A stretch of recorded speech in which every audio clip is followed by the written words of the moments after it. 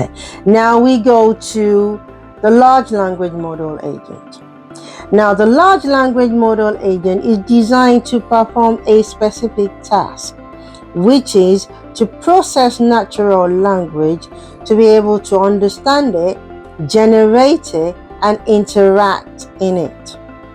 So, LLM agents are built to be able to generate dynamic content, understand natural language, and interact with it.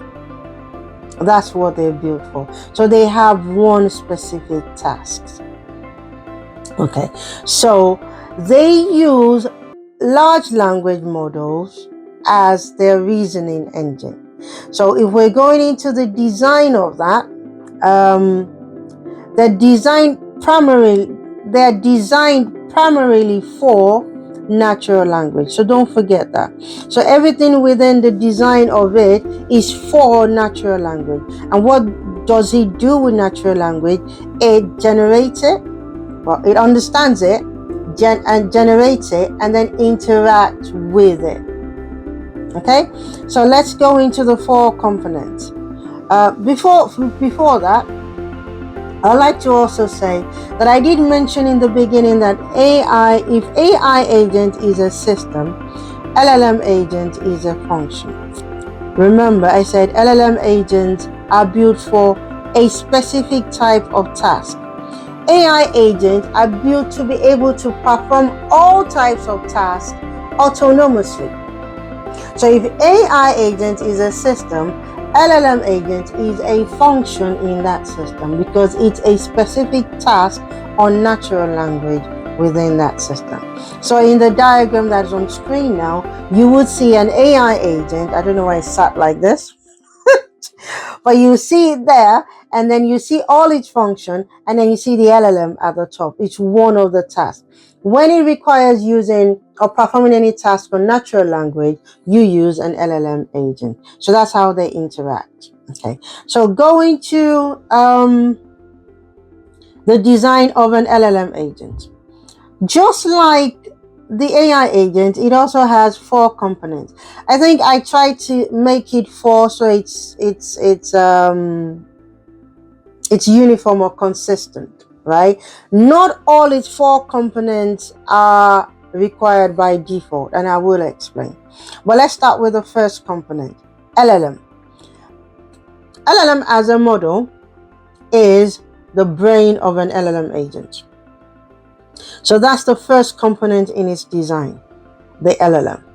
The reasoning engine of the LLM agent is in the LLM model. Again, by its name, okay?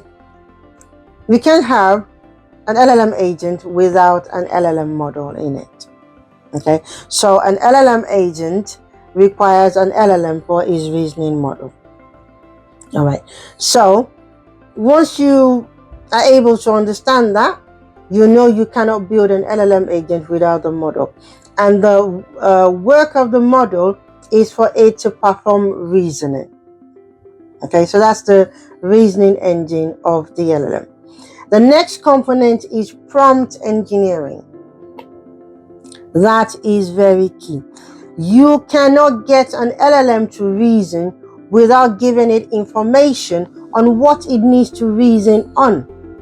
So prompt engineering is the instructions you give to the LLM on how it should perform the reasoning. And there are different types of prompt engineering. You can look at it online. So there is, I'll give us a few, I won't go too much into it. So there is zero-shot prompting, which is you giving the LLM an instruction without an example. So you can ask it, you can say to it, what's the word? Can you tell me if the weather is going to be hot tomorrow? Answer yes or no. It will just give you an answer yes or no. You don't have to give it an example. It's clever enough to be able to do that. Okay, so that's zero-shot prompting, meaning zero prompting, zero examples given. Okay. Another type of prompting within the prompting technique is what we call few shot prompting.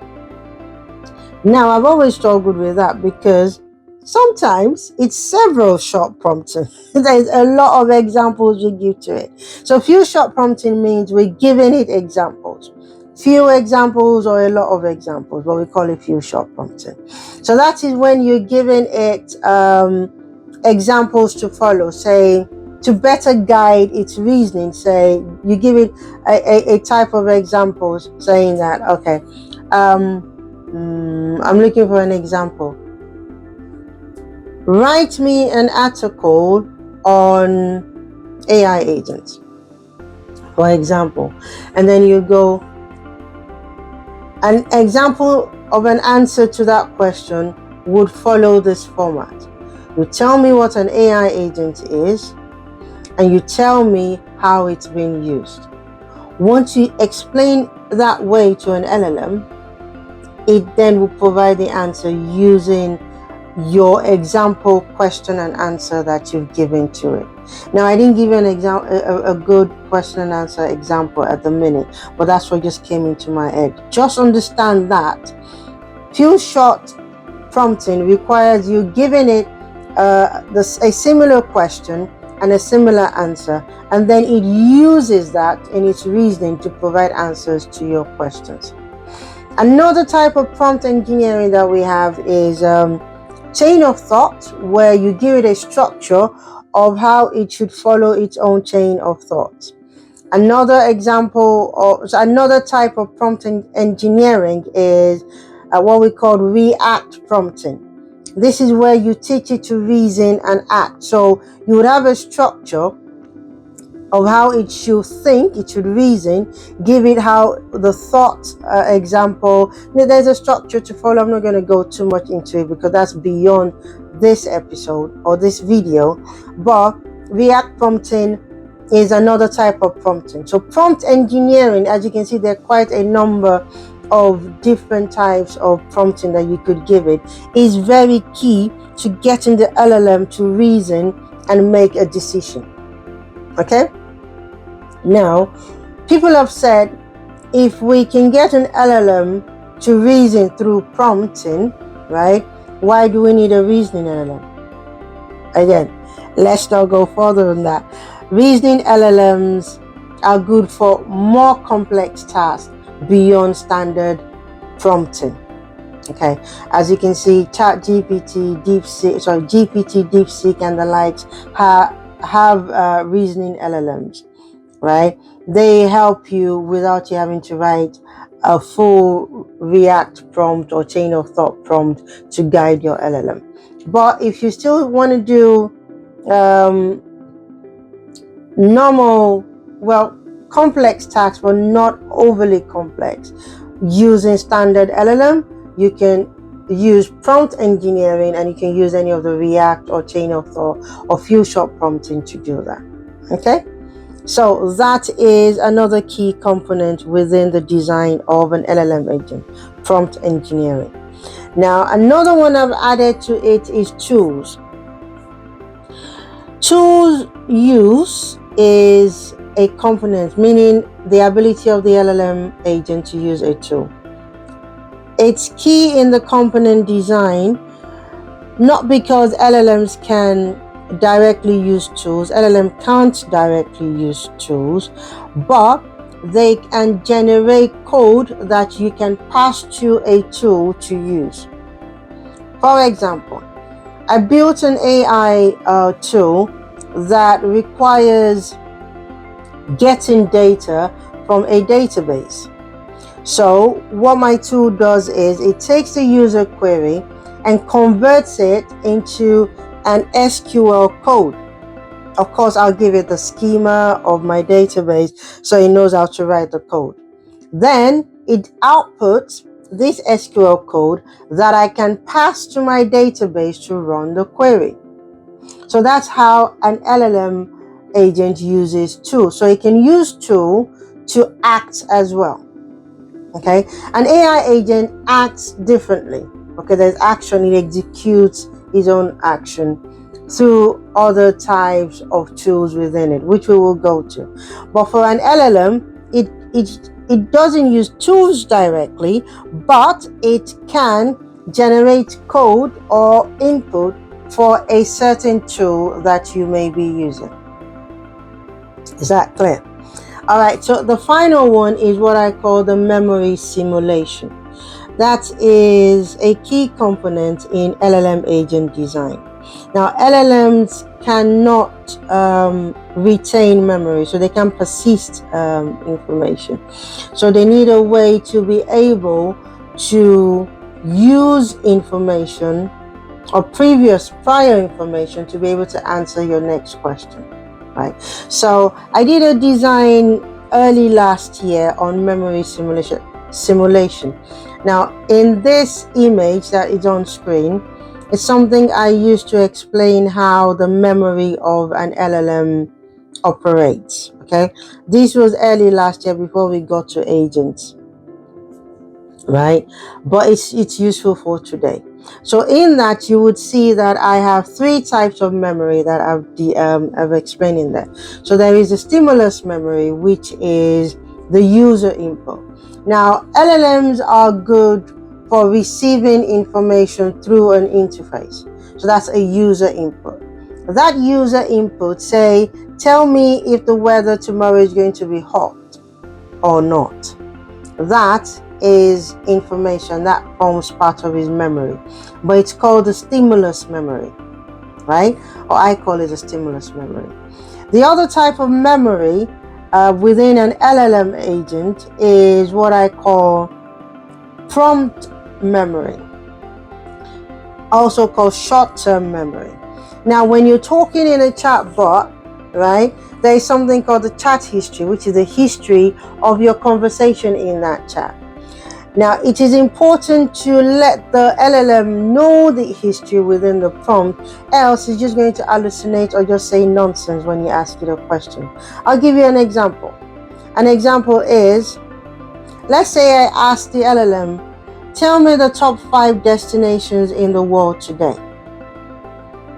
It's going to give me, say, I'll give an example. I hardly go on holiday, but let's say Marrakesh, Maldives, Santorini, Greece, I don't know, all of that. Now, further down your conversation, so it's giving you top 5 holiday destinations in the world. Now, further down in your conversation, you can then ask it, tell me the top 5 restaurants in the first destination. Now, if you don't pass the history to the LLM, it doesn't know the first destination. It's just going to tell you nonsense. It's going to make up a destination for you, and that's where the hallucination comes in. Okay, so when you pass the history to it, which is the prompt memory or the short-term memory, it then sees in your historical chat, oh, the top 5 has Marrakesh, and Marrakesh is the first one, so I will give the top 5 restaurants in Marrakesh, and that's how you get the answer, right? Now, the last type of memory is what I call the long-term memory. Now, this is not, depending on your use case, it is not required by default, okay? And the reason why it's because it depends on what software or what application you're building.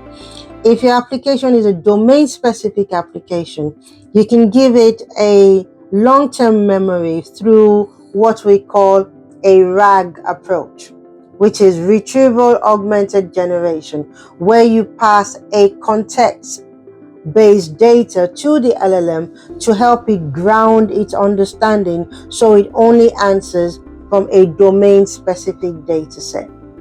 Now, that is a long-term memory. I've called it a long-term memory. I think some people also refer to it as long-term memory. So memory simulation is a key component within the LLM agent. Okay, so let's recap. AI agent design has 4 components: perception, reasoning, action, and memory. LLM agent also has is designed on 4 main components. LLM as its brain, prompt engineering as its reasoning structure, tools that it could use to act, and memory simulation. Okay, I hope that is clear to follow. So you can see that their designs are different.